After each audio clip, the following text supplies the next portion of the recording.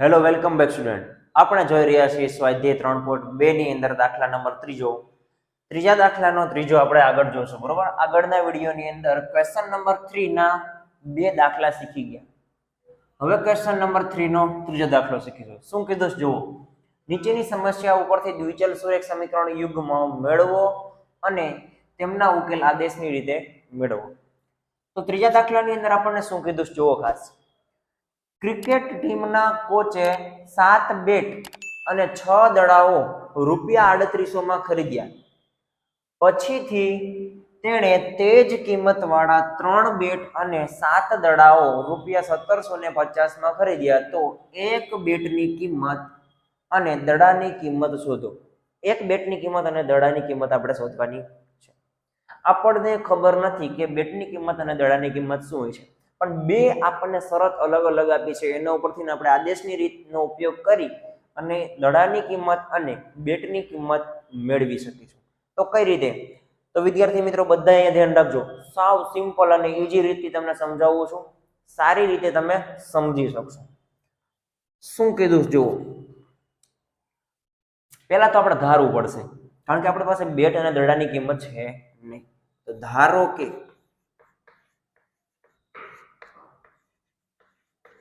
બેટની કિંમત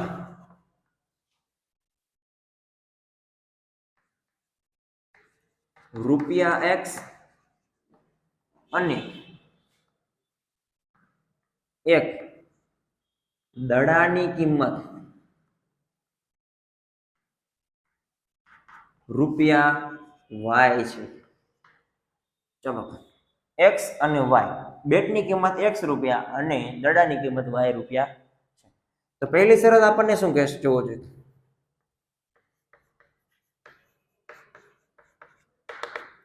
પહેલી શરત એમ કે છે કે કોચે 7 બેટ અને 6 દડાઓ ₹3800 માં ખરીદ્યા. એટલે બેનો સરવાળો થાય. તો 7 બેટ આપણે X બરાબર કેટલા ધાર્યા છે? તો કે બેટની કિંમત. તો 7 બેટ લેશે એટલે 7X પ્લસ બેનો સરવાળો થઈને કેટલા રૂપિયા થાય છે? 3800. એટલે 6 દડા લીધા તો 6Y બરાબર 3800. અને સમીકરણ આપણે કહી દઈએ 1.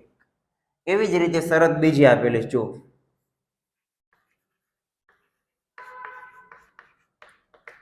બીજી શરતની અંદર કીધું છે કે તે જ કિંમત વાળા 3 બેટ અને 5 દડાઓ 1750 માં ખરીદે છે. કેટલામાં? તો કે 3 બેટ અને 5 દડા 1750 માં ખરીદે છે. આને સમીકરણ આપણે 2 કહી દઈએ. બે સમીકરણ બની ગયા. બે સમીકરણ બની જાય એટલે આપણે જિંદાબાદ. આદેશની રીતે દાખલો ઈઝીલી રીતે થઈ જાય. ચલો, પહેલા સમીકરણમાં આપણે આદેશ લઈ લઈએ. તો સમીકરણ 1 નો આદેશ લેતા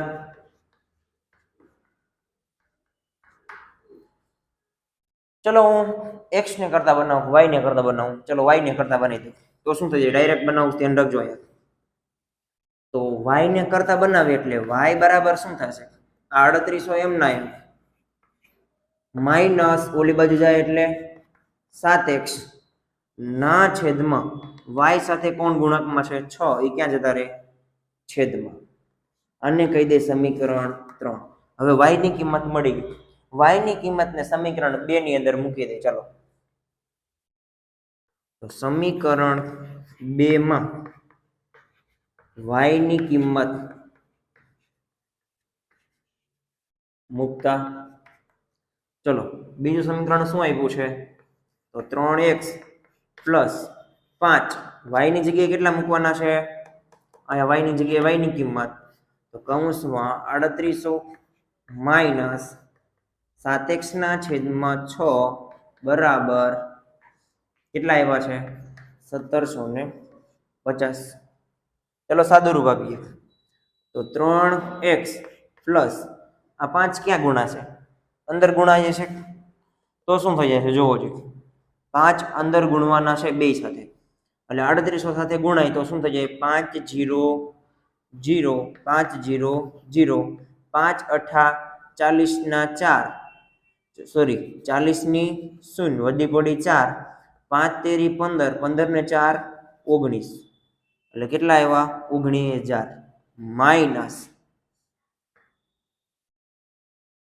આ હજી અંદર ગુણાય છે અને 7 પંચાને 35 x ના છેદમાં 6 આવું થઈ જશે ને બરાબર 1750. ચલો હવે 6 અહીંયા લાવવા પડે. જો 6 અહીંયા છે, આના છેદમાં 6 લાવવા પડે તો હું આને ગુણી દઉં, લસા લઈ લઉં તો જુઓ શું થઈ જાય 6 તેરી 18 એટલે 18x પ્લસ 19000 કારણ કે 3800 ગુણ્યા 5 કર્યા એટલે કેટલા મળ્યા આપણને 19000 બરોબર માઇનસ 35x ના છેદમાં 6 બરાબર 1750. આ 6 કોની સાથે ગુણાય જાય? અહીં ગુણાય જાય.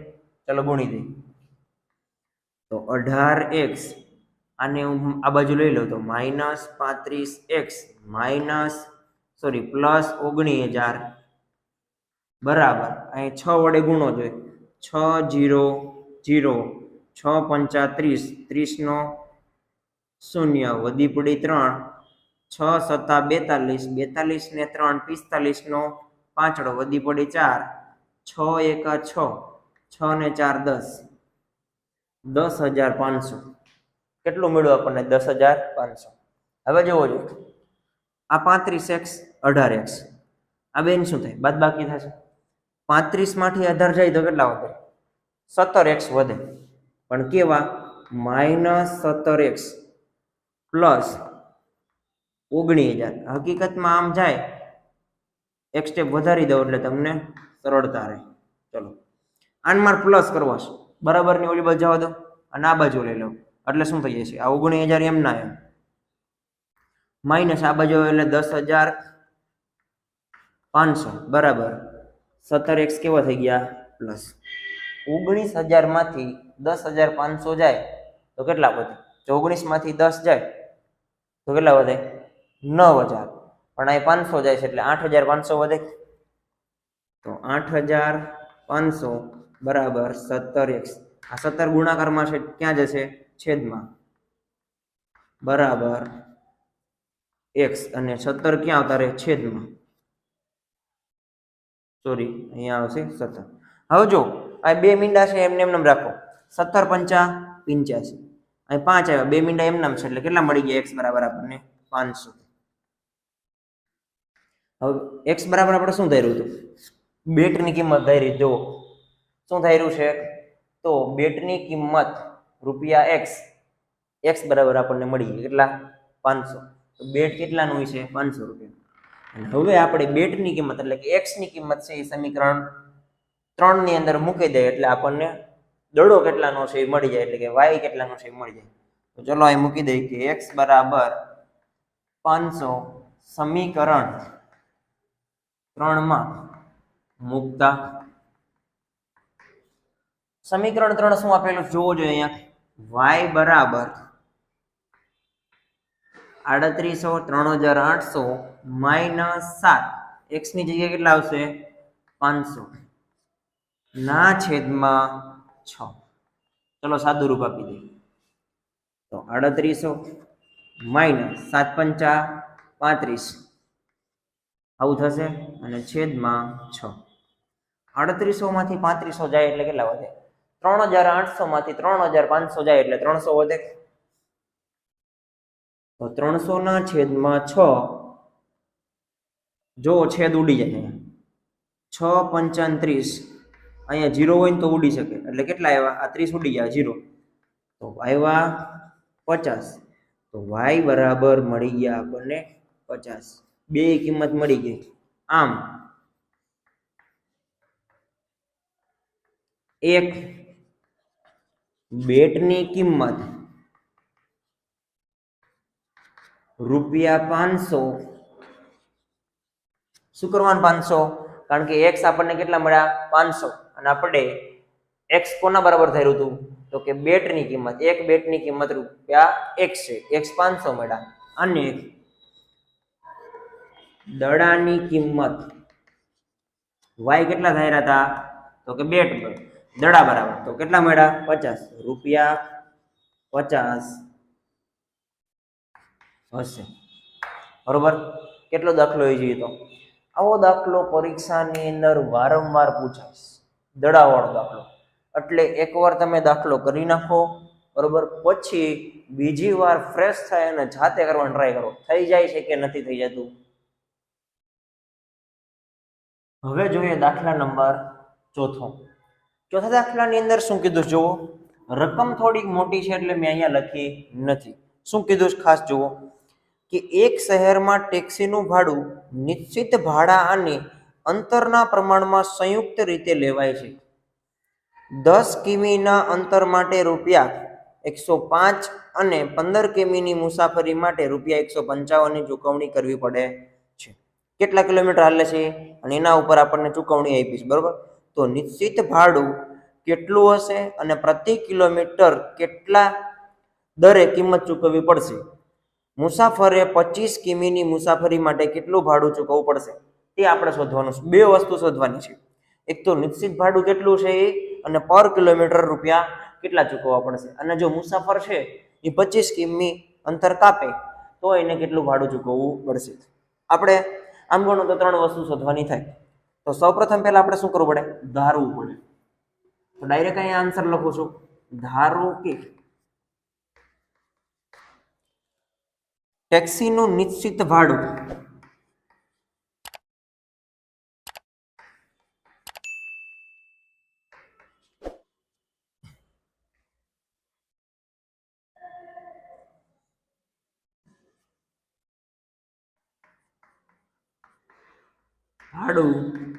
રૂપિયા x છે તથા પર કિલોમીટર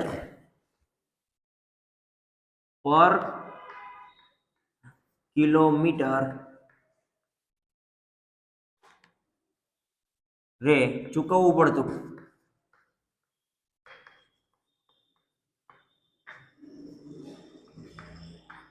ભાડું રૂપિયા y છે બરોબર નિશ્ચિત ભાડું x છે અને પર કિલોમીટર રૂપિયા ચૂકવવું પડતું ભાડું y રૂપિયા છે આપણને ખબર નથી હવે જો પહેલી શરત તમને આપેલી છે કે 10 કિમીના અંતર માટે 105 રૂપિયા નિશ્ચિત ભાડું એટલે શું થઈ ગયું x એ તો લાગવાનું છે જે લાગે છે અને 10 કિમીના અંતર માટે કેટલા ચૂકવે છે એટલે કે 10 કિમી એટલે આ કિમી પર લાગે કેટલા રૂપિયા ચૂકવે છે તો 105 રૂપિયા અને સમીકરણ 1 કહી દે અને બીજું કંઈક શરત આપી છે આપણને કે 15 કિમીની મુસાફરી માટે તો બીજું સમીકરણ શું નિશ્ચિત ભાડું લઈ ગયું પ્લસ કેટલું આપ્યું 15 કિમી અને કેટલા ચૂકવે છે 155 રૂપિયા ચૂકવે છે આને કહી દે સમીકરણ 2 ચલો હવે સમીકરણ 1 અને 2 પર ગમે એકની શું કરવું પડશે તો સમીકરણ 1 નો આદેશ લેતા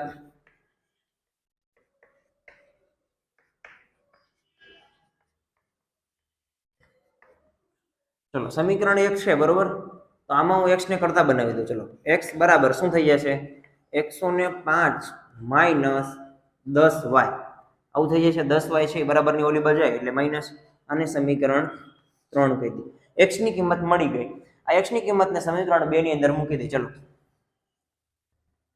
તો સમીકરણ 2 માં x ની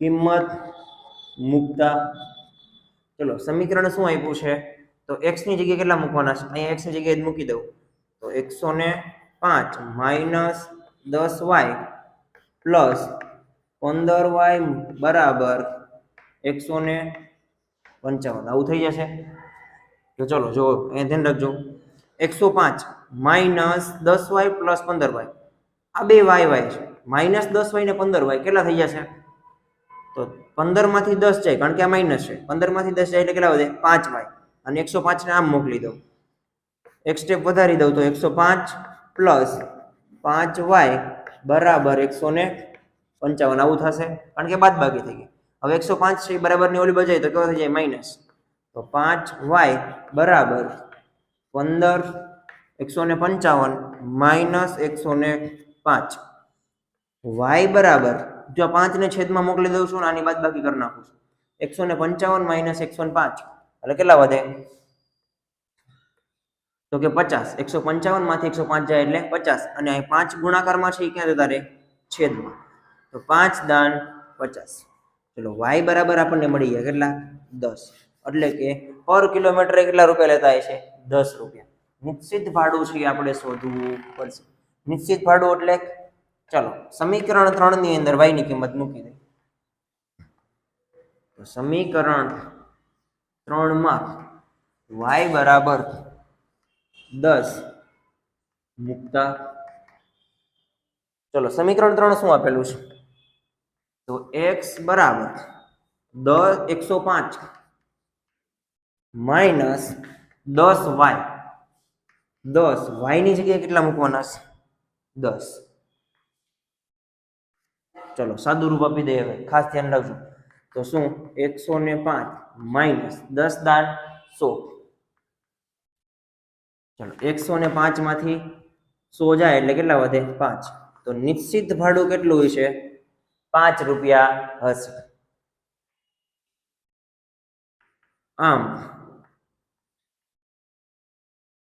નિશ્ચિત ભાડું રૂપિયા 5 અને પર કિલોમીટર રૂપિયા 10 ચૂકવવા પડે. બરોબર? ચૂકવવા પડે. હવે બીજું શું કીધું છે? લાસ્ટમાં બીજો પ્રશ્ન પૂછ્યો છે કે મુસાફરે 25 કિમીની મુસાફરી માટે કેટલી? 25 કિમીની મુસાફરી માટે કેટલું ભાડું ચૂકવવું પડશે? હવે લખવાનું કે મુસાફરે 25 કિમીની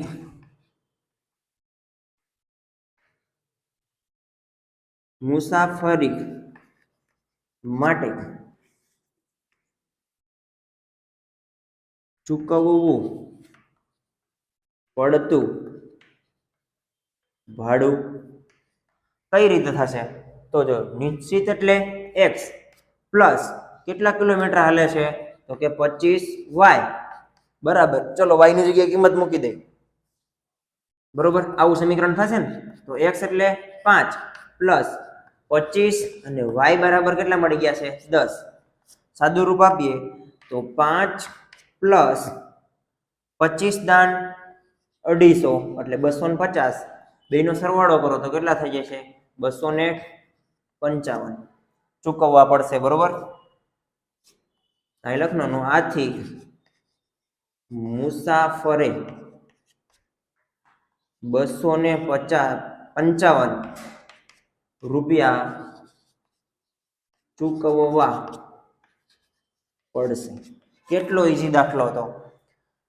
25 કિલોમીટર જો ચાલે તો એને 255 રૂપિયા ટેક્સી વાળાને આપવા પડશે.